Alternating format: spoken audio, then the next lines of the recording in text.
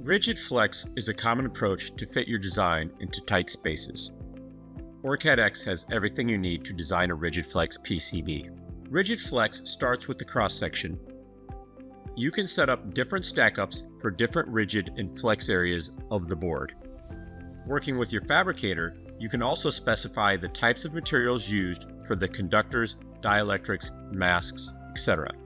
You can import the board outline with all of the zones and flex bend definitions from your MCAD tool if your organization defines the flex bending in your mechanical department. You can also define the flex zones and bends in OrCAD X. Here, you can specify which parts of the stackup are used in different areas of the PCB design.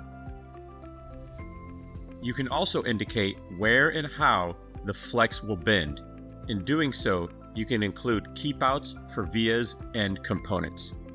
At any time, you can navigate through your design to see where all of your flex zones and bends are located to ensure correct design or make adjustments.